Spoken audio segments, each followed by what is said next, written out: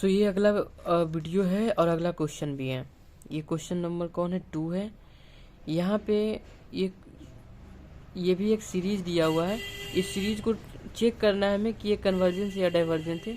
तो टेस्ट लगाना है। इसमें टेस्ट लगाने के लिए बताए थे आपको कि 2-3 तरीका है, जैसे कि कंपैरिजन टेस्ट लगा सकते हैं आप, या फिर कॉची एनथ रूट टेस्ट लगा सकते हैं, या फिर डी-एलम्बर्ट रेशियो टेस्ट लगा सकते हैं। जो भी क्वेश्चन के अकॉर्डिंग आपको सहूलियत लगे उसे आप यूज कर सकते हैं। ठीक, तो इसमें कौन सा हमें सहूलियत लग रहा है वो देख लेते हैं। Question number 2, sigma n equals to 1, ये इन्फिनिटी है, ई पे power minus of N square ये है। तो यहाँ पे ए एन जो है वो निकालेंगे तो वो क्या बनेगा, ए एन यही हो जाता है। ए एन क्या होता है बेसिकली लास्ट वाला टर्म तो यही है। ये क्या हो गया, ई पे power minus of N square. अब इसे देखो माइनस उनस लगा हुआ है, तो इसे क्यों ना हम थोड़ा सा सरल में लिख दें, मतलब थोड़ा सिंप्लीफाई कर दें। तो इस ए एन को हम ऐसे भी लिख सकते हैं कि 1 ई पे पावर एन स्क्वायर, ये ऐसे भी लिख सकते हैं इसे। अगर माइनस होता है तो इसे बटा करके लिख सकते हैं, माइनस खत्म हो जाता है। ये इसका कुछ रूल है, तो रूल है मैथ का, बेसिक मैथ ही बोलता है ये। तो अब इसे आगे देखते हैं कि इसमें कौन सा टेस्ट लगा है। हमारे पास विकल्प कौन कौन सा उपलब्ध है। पहला कंपैरिजन टेस्ट लगा सकते हैं, दूसरा हमारा डी-एलम्बर्ट रेशियो टेस्ट, और तीसरा क्या लगा सकते हैं, कॉची एनथ रूट टेस्ट। तो अब आपको तीनों हम आपको बताएंगे पीछे वाला वीडियो में कि इसका कंपैरिजन टेस्ट कैसे लगाते हैं। कंपैरिजन टेस्ट का अगर नहीं देखे हो तो थोड़ा सा यहाँ पे ब्रीफ में समझ लो।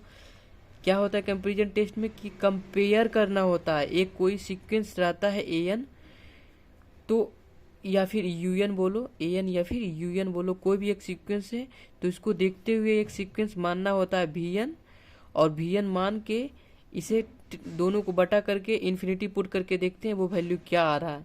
तो डिपेंड करता है कि ये जो होगा वही ये भी कहलाएगा, यानी ये कन्वर्जेंट है तो ये भी कन्वर्जेंट कहलाएगा। ये कंपैरिजन वाला बोलता है। डी-एलम्बर्ट रेशियो टेस्ट क्या बोलता है कि कोई भी अगर सीक्वेंस है तो उसको n प्लस एन वाला टर्म निकाल के बटा कर दो ए एन टर्म से, और लिमिट इन्फिनिटी पुट करके देख लो ये क्या आता है, 1 के बराबर आता है या 1 से बड़ा आता है या 1 से छोटा आता है। बराबर आएगा तो टेस्ट फेल हो जाएगा, और 1 से अगर बड़ा आएगा तो क्या होगा, एक अगर ये वैल्यू पूरा 1 से बड़ा होगा तो ये कन्वर्जेंस हो जाएगा, अगर ये वैल्यू छोटा होगा तो ये डाइवर्जेंट कहलाएगा। सॉरी, अगर ये वैल्यू पूरा बड़ा हो जाता है तो ये क्या कहलाएगा, डाइवर्जेंट कहलाएगा 1 से बड़ा होने पे। और अगर ये पूरा वैल्यू छोटा हो जाएगा, मतलब 1 से छोटा आएगा, मान लो 0 आता है, तो वो क्या कहलाएगा, कन्वर्जेंस कहलाएगा। यही कॉन्सेप्ट है। और कॉची जो है ये कॉची बोलता है, वो अभी अप्लाई करेंगे इसमें। तो कॉची एनथ रूट टेस्ट इसमें लगाएंगे, मतलब कॉची एनथ रूट टेस्ट जो इसका वो इसमें लगाते हैं।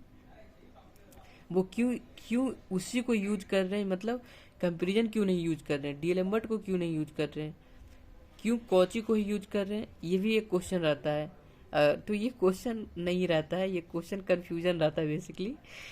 तो इस कंफ्यूजन को दूर कर देते हैं आपको कि देखो कंपैरिजन तभी लगा सकते हैं, वहाँ पे लगा दिया जाता है जहाँ पे मतलब थोड़ा सा कॉम्प्लिकेटेड हो, सिचुएशन कॉम्प्लिकेटेड दिख रहा हो। वो आपको कब दिखाई देगा, जब ज़्यादा से ज़्यादा क्वेश्चन लगा चुके होंगे तब पता चलेगा। यानी जितना क्वेश्चन लगाएंगे ना इसमें तो समझ जाओगे, आप भी एक्सपर्ट हो जाओगे, पता तुरंत कर लोगे कि अच्छा कंपैरिजन लगा देते इसमें, उससे आसानी होगा। इसमें कॉची आसानी होगा क्योंकि कॉची का कॉन्सेप्ट थोड़ा सा आपको सिखा देते हैं, क्योंकि वो नहीं बताने लगता है। कॉची एनथ रूट टेस्ट जो इसका होता है ये बोलता है कि अगर कोई भी सीक्वेंस है ए एन, उसको क्या करो कि उसमें लिमिट पुट कर दो इन्फिनिटी, और ए एन को पर पावर में लगा दो 1/n, और फिर देखो कि ये वैल्यू क्या आता है।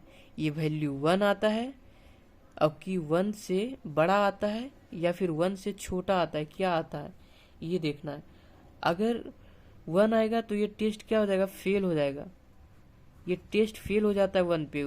आगे भी इसमें भी बताए थे ये क्या बोलता है, डी-एलम्बर्ट रेशियो टेस्ट में भी बताए थे कि 1 पे फेल हो जाता है। वही कॉन्सेप्ट यहाँ पे भी है।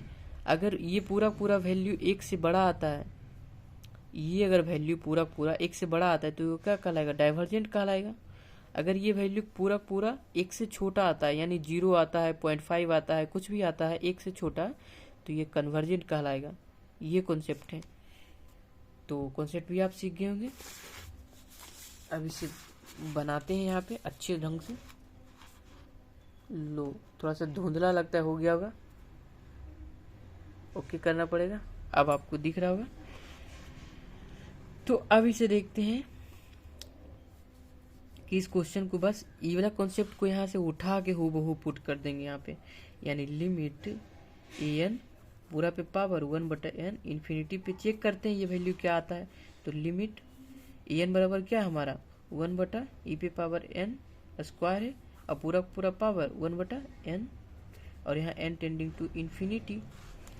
नाउ अब देखते हैं ये क्या बोलता है, थोड़ा सा ओपन करते इसे, क्या बोलता है, नहीं ओपन करते हैं बालक, e पे पावर n स्क्वायर, और यहाँ पे n है, एक है तो एक n और जुड़ जाएगा, तो यहाँ पे n क्यू बोल सकते हैं हम, ठीक है।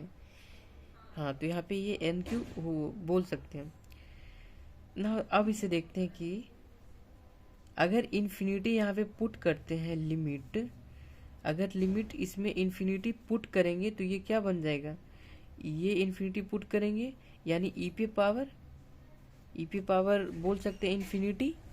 e पे पावर इन्फिनिटी एक बड़ा नंबर होगा, क्योंकि e का वैल्यू कितना होता है 2.7 से कुछ समथिंग होता है, 2 पॉइंट समथिंग होता है, कुछ भी एग्जैक्ट तो याद नहीं है, लगभग इतना ही होता है अप्रोक्स में। तो ये देखो कि इन्फिनिटी, अगर इस पे पावर इन्फिनिटी है यानी ये वैल्यू क्या होगा, बहुत बड़ा हो जाएगा। अगर नीचे बहुत बड़ा हो जाएगा यानी ये पूरा पूरा इन्फिनिटी ही बना देगा ओवरऑल, और ऊपर में 1 है, ऊपर में बहुत छोटा नंबर है, नीचे इन्फिनिटी यानी 0 आ जाएगा ये। तो हमारा क्या आ गया कि limit n tending to infinity जब पुट किए थे तो ये वैल्यू 0 आ गया। और ये 0 क्या है, ये 0 जो है ये 1 से छोटा है, 0 1 से छोटा है, बड़ा नहीं है। तो 1 से छोटा है मतलब ये क्या कहलाएगा, यही तो कहलाएगा कन्वर्जेंट, ये पूरा पूरा कन्वर्जेंट कहलाएगा। तो यही था, कोई दम नहीं था इस क्वेश्चन में, चिंदी क्वेश्चन था। मिलेंगे कोई अच्छे से क्वेश्चन में। अब समझ रहे होंगे आई थिंक किस तरह से ये चल रहा है सर्कुलर पाथ पे क्वेश्चन का सारा, मतलब जैसे जैसे क्वेश्चन खत्म होते जाएगा, यानी आप 1 ईयर से 2 ईयर का लगा लोगे पूरा पूरा, तो हमें लगता है शायद कंफर्ट जोन में रहोगे, सारा सारा क्वेश्चन बना सकते हो फिर। Okay, bye.